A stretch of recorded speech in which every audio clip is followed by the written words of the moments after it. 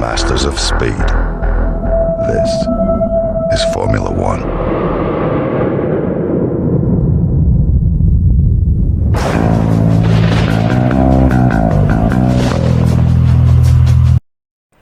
Hello there guys, welcome back to another setup video. We're at Spa, wonderful Spa. We're as Rodin Motorsport, Zane Maloney, 3 laps, show you what the setup is like, show you how it handles. The race result is irrelevant. Should we go and get into it? So, 5 red lights. We're starting on pole today, which is nice.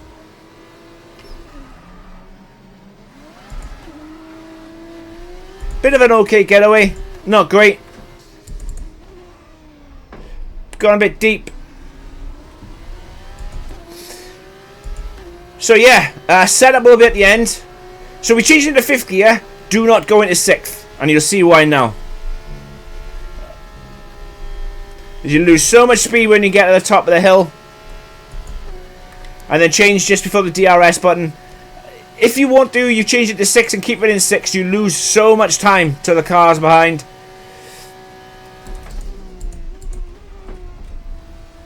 Everywhere else, you can pretty much allow the car engine braking to slow you down, even though that these F2 cars don't have engine braking as such.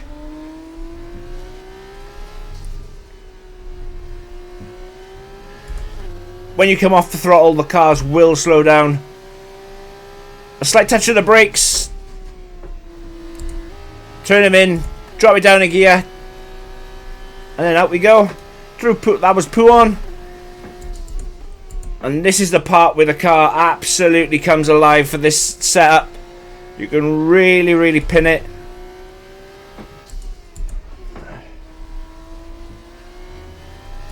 Hence the reason why I've gone the way I've gone on the setup. And you'll see why at the end of these 3 laps. The car feels so good. So planted. Obviously it could do with a little bit of straight line speed, but I will show you a low downforce setup as well. But it's up to you and how you guys want to run your race. Do you set it up for sectors 1 and 3? Or do you set it up for sectors 2? A 201. Opening lap is okay. Not great. Not perfect. Remember, the AI have absolutely ridiculous straight line speed. If he wants to make it too wide going up Eau Rouge and Rodin, it's absolutely fine. And I believe that Korea has a bit of a speed boost around Spa, and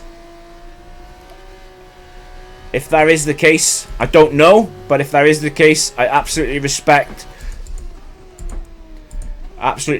it.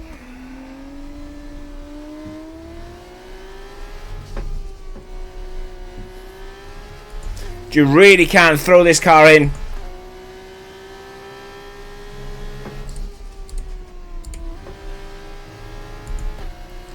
As you can see, we gain quite a bit of time to the AI throughout sector 2.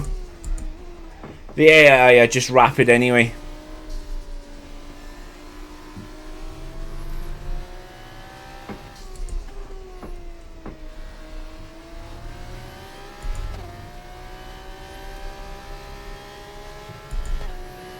Here comes Correa again. I should let him overtake me really, so I can get the DRS down the Camel Straight.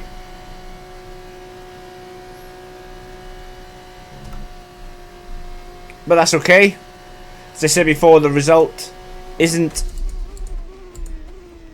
important at all.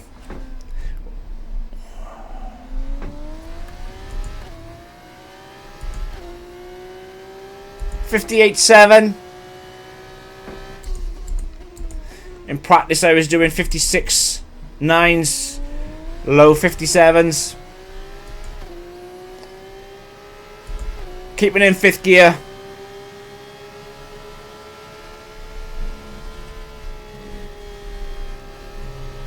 Wait till we get to here, 6th gear, and then I've got to try and stop the flood, because here they come, and look how fast they are. And just managed to stay in front.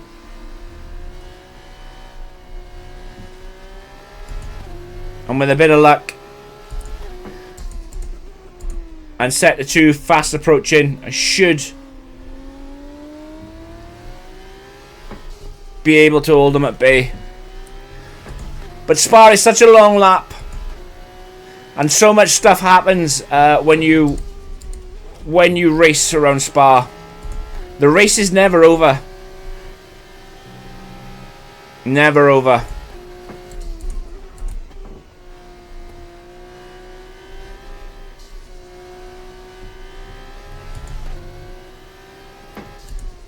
You can gain so much time through sector 2 with this setup. Obviously then they have the run on you through Blanchimont, but it's very difficult to overtake. Obviously they can't overtake you into the bus stop, so just be mindful of that. This has been 3 laps. The setup is at the end. Do all that good stuff. Hit the like button, hit the subscribe button, and I'll catch you in the next one. Welcome to the Spa setup then, and this is what I've gone with. Remember, Spa is a circuit of 2 parts really.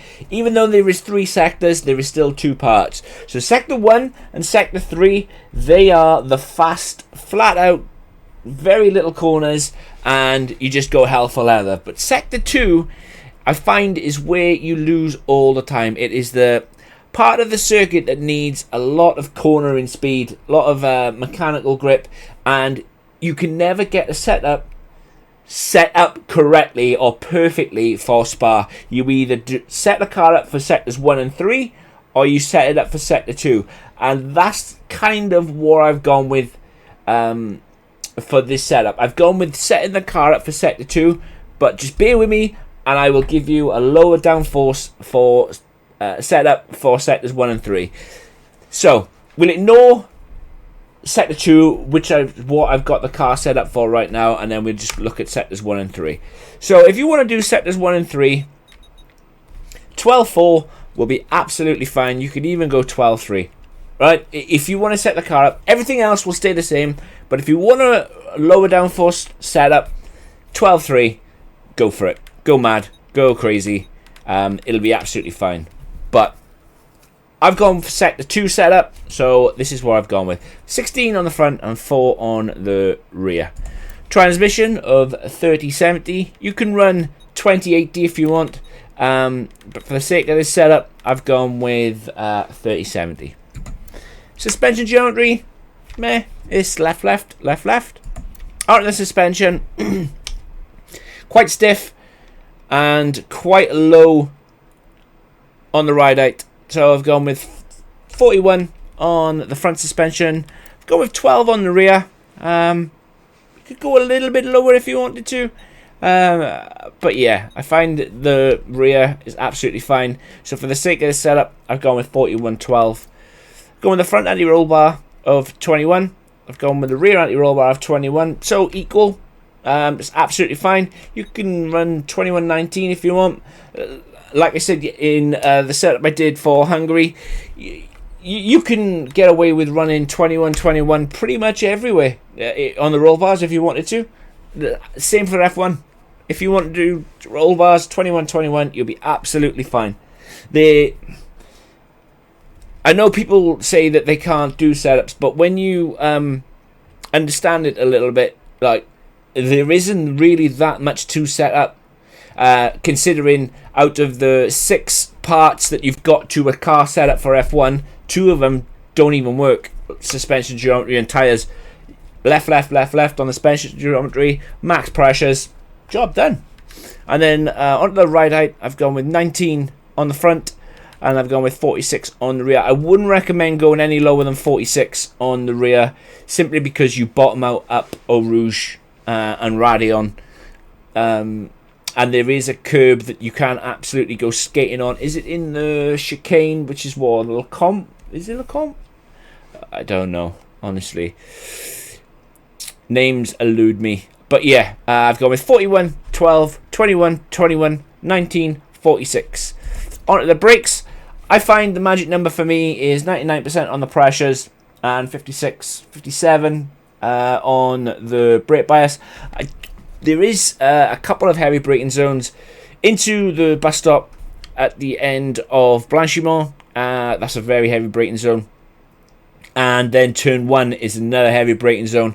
Everywhere else is light. And in the majority of places then, after turn 1 and the end of the Camel Straight, you can probably just allow the car to slow you down. Just come off the throttle, allow the car to brake. But I do change this up and down as I go through the race, because I think the F2 cars are so easy to lock up. They're even easier to lock up than the F1 cars, which is really annoying at times, because sometimes when you touch the brakes, it doesn't even feel like you're touching the brakes and the car just locks up and goes straight on. But then other times you touch the brakes and you're quite heavy on them and the car barely feels like it's slowing down. So yeah, I've just put it down to one of the many Codemasters mysteries. But yeah, 99 on the brake pressure, 56 on the brake bias. And again, I'm only talking to ABS off users. ABS on users, you can run whatever you like. And then tyres, max pressures. And this has been Belgium, Spa de Francorchamps. Do all that good stuff. Hit the like button, hit the subscribe button, and I'll catch you in the next one. See you later, guys. Peace.